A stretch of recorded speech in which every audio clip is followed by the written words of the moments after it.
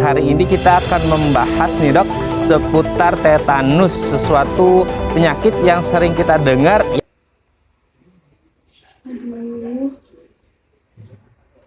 Pak, sini deh mau bilangin. Ya mah, ada apa? Ada apa mah? Aduh ini, Mama habis lihat berita ada anak yang meninggal gara-gara kena tetanus.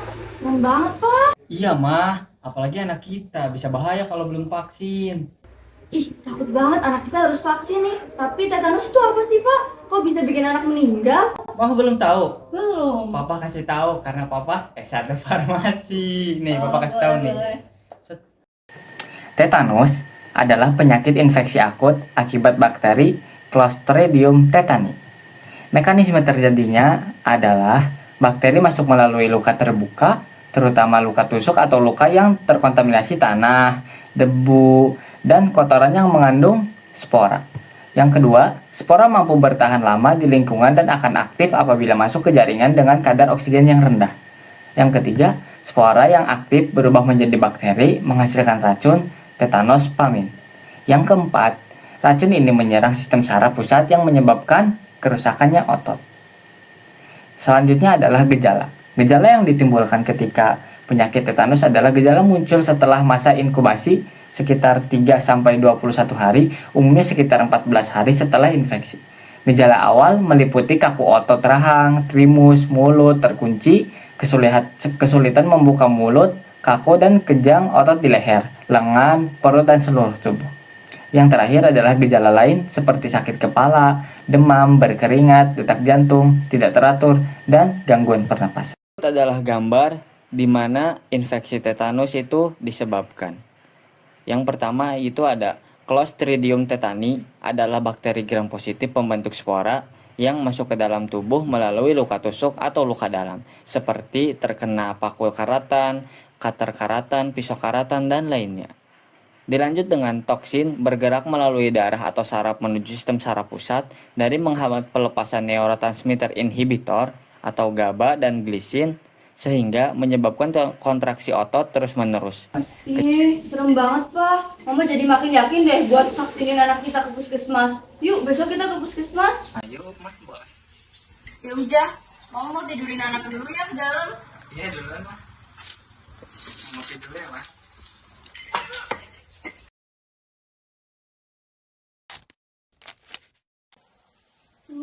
Pak, ini anaknya demam. Emang iya, Mas? Iya, padahal kemarin baik-baik aja loh. Kenapa, Mas? Yuk, kita bawa ke dokter aja. Ayo, aku siap-siap dulu. Ya. Atas nama Bu Jawa.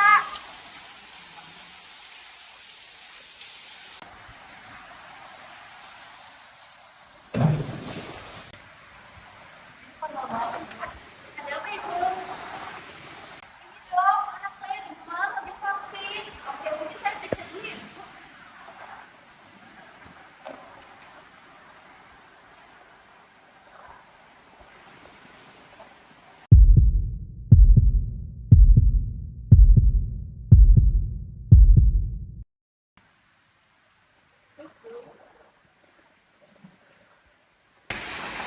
Ini gua anaknya.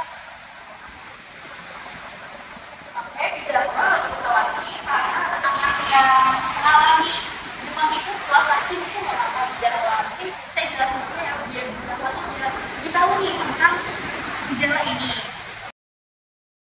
Selanjutnya adalah cara kerja sistem imun bawaan atau innate immunity. Sistem imun bawaan merupakan pertahanan pertama tubuh dalam melawan masuknya mikroorganisme penyebab penyakit. Pertama, ada pertahanan fisik dan kimia seperti barir utama. Kulit menjadi lapisan terluar tubuh yang sulit ditembus oleh mikroba. Kemudian, pada saluran pernafasan, pencernaan, dan saluran kemih, terdapat mukosa yang menghasilkan lendir untuk menangkap kuman. Selain itu, sekresi tubuh seperti asam lambung, enzim lisozim pada air mata dan saliva, serta pH kulit yang asam juga berfungsi untuk mencegah mikroorganisme masuk lebih jauh ke dalam tubuh. Selanjutnya, ada sel-sel imun bawaan. Sel fagosit seperti neutrofil dan makrofag akan akan menelan dan menghancurkan mikroba melalui proses fagositosis. Sel dendrit berperan menangkap antigen dan mengaktifkan sistem imun adaptif. Sementara itu, sel NK atau natural killer menghancurkan sel yang terinfeksi virus tanpa perlu aktivasi khusus. Semua sel ini bekerja dengan cara mengenali pola asing atau PAMPS menggunakan reseptor seperti TLR atau Toll-like receptor. Selain itu, tubuh juga memiliki mediator dan protein efektor. Salah satunya adalah sistem komplement, yaitu kumpulan protein dalam darah yang dapat menghancurkan mikroba dengan cara membuat pori pada membrannya atau menandai mikroba agar lebih mudah ditangkap oleh sel fagosit. Kemudian pada sitokin, yaitu molekul sinyal seperti interferon, interleukin, dan TNF-alfa yang berfungsi mengatur respon imun tubuh. Ketika terjadi infeksi atau kerusakan jaringan, muncullah reaksi peradangan atau inflamasi. Pada tahap ini, tubuh akan melepaskan mediator inflamasi seperti histamin, prostaglandin, dan sitokin. Akibatnya, pembuluh darah melebar, aliran darah meningkat, dan sel imun menuju lokasi infeksi. Kondisi ini menimbulkan gejala seperti kemerahan, panas, bengkak, dan nyeri. Tujuan utama dari inflamasi adalah untuk mengisolasi, menghancurkan patogen, serta memulai proses penyembuhan.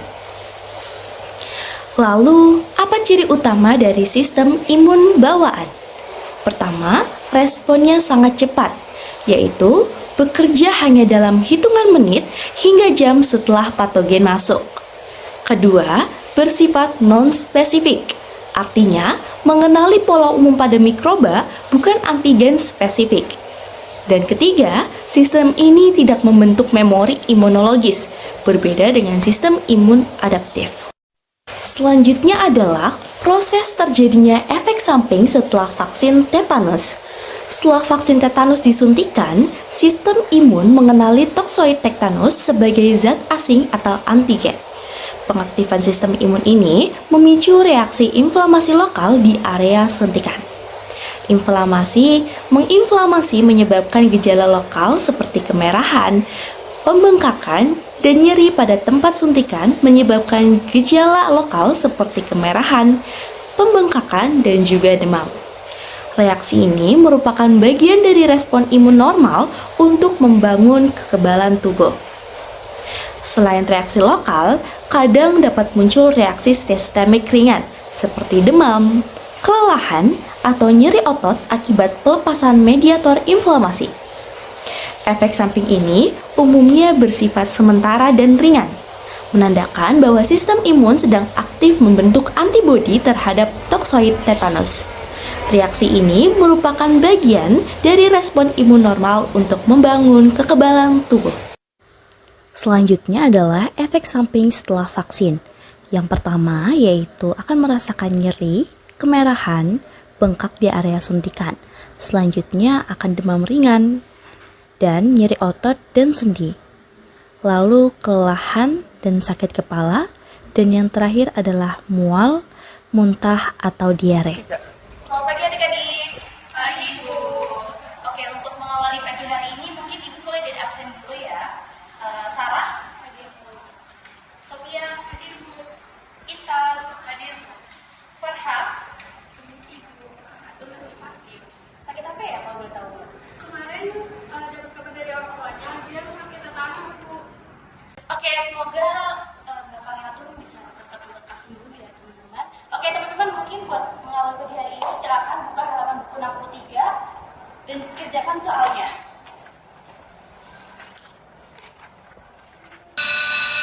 Oke adik-adik, udah jam pulang ya, silakan pulang ke rumahnya masing-masing. Dari Ibu cukup sekian, terima kasih. Terima kasih Bu.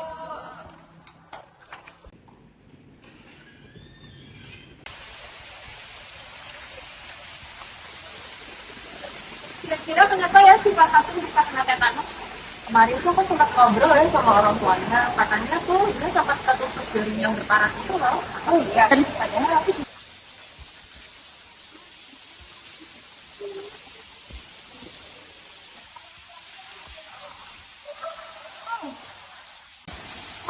Udahlah, nanti juga bakalan kakak sering sendiri.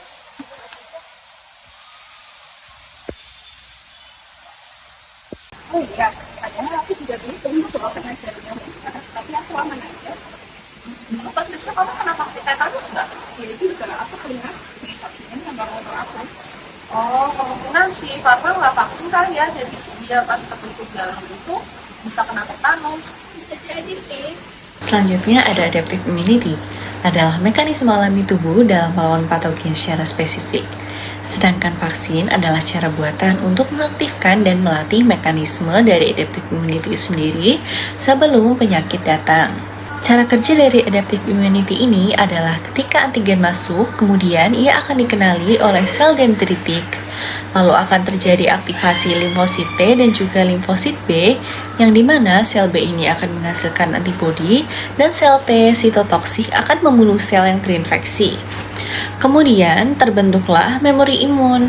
Nah, memori imun ini akan merespon lebih cepat dan kuat jika patogen yang sama masuk kembali setelah pemberian vaksin. Nah, kemudian cara kerja dari vaksin sendiri adalah yaitu yang pertama, vaksin ini berisikan dengan antigen yang telah dilemahkan atau diinaktivasi dalam bentuk fragmen atau mRNA. Nah, antigen ini kemudian akan menstimulasi adaptive immunity tanpa menyebabkan penyakit. Lalu, tubuh akan membentuk antibodi dan juga sel memori dari paparan antigen di dalam vaksin tersebut.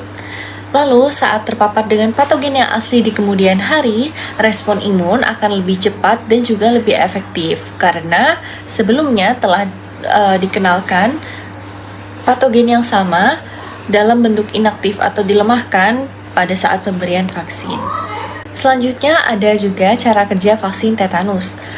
Vaksin tetanus dibuat dari toksoid tetanus yang berupa racun Clostridium tetani yang telah dilemahkan atau diinaktivasi sehingga tidak memunculkan reaksi yang sama dengan patogen aslinya. Setelah disuntikan melalui intramuskular atau ke dalam otot, sistem imun akan mengenali toksoid sebagai benda asing atau antigen. Lalu akan terjadi pengaktifan sel T helper 2 yang menstimulasi sel B untuk menghasilkan antibodi spesifik terhadap toksoid tetanus. Antibodi ini berfungsi untuk menetralkan racun tetanus jika tubuh terpapar bakteri Clostridium tetani yang sebenarnya. Vaksin menciptakan imunitas aktif dengan melatih tubuh melawan toksin sebelum penyakit berkembang. Setelah dosis pertama diberikan, antibodi akan mulai terbentuk dalam kurang lebih 2 minggu, lalu akan perlahan menurun. Dosis booster penting untuk diberikan setiap 10 tahun untuk mempertahankan kadar antibodi dan pelindungan agar tetap efektif. Antibodi ini berfungsi untuk menetralkan racun tetanus jika tubuh terpapar. Biasanya, vaksin tetanus diberikan dalam kombinasi dengan vaksin lain yang berupa DATP atau TDAP untuk perlindungan tambahan terhadap difteri dan juga pertusis bakteri Clostridium tetani yang sebenarnya. Secara farmakodinamik, vaksin menstimulasi produksi imunoglobulin jangka panjang yang memberikan pelindungan puluhan tahun bila rangkaian vaksin lengkap. Di sini ada skema yaitu what are toxic vaccines atau apa itu vaksin toksoid. Nah, vaksin toksoid ini terdiri dari toksin yang telah dibunuh menggunakan kimiawi atau panas, yang kemudian dijadikan vaksin. Dia itu sudah bersifat harmless atau tidak berbahaya dan juga terdapat adjuvant enhancer. Lalu target vaksinnya sendiri itu ada aktivitas toksik yang dimana akan membentuk respon antibodi terhadap toksin tersebut. Mekanismenya yaitu inactivated toxin atau toksin yang telah diinaktivasi yang kemudian mentargetkan sel imun untuk merespon dan membentuk antibodi.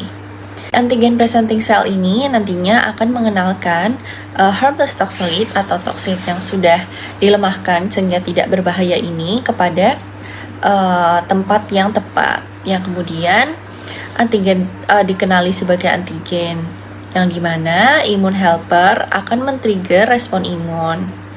Lalu kemudian badan tubuh kita ini akan membuat pertahanan dengan B-cell untuk memproduksi antibodi untuk melawan virus. Kemudian, antibodi akan berikatan dengan toksoid atau toksin dan juga berinisiasi untuk mendestruksi atau merusaknya. Nah, yang terakhir, level antibodi akan menurun seiring berjalannya waktu dan biasanya dibutuhkan vaksin booster yang seperti tadi sudah saya jelaskan di awal. Yuk vaksinasi. Vaksinasi itu penting loh untuk melindungi diri kita, keluarga, dan orang-orang yang kita sayangi.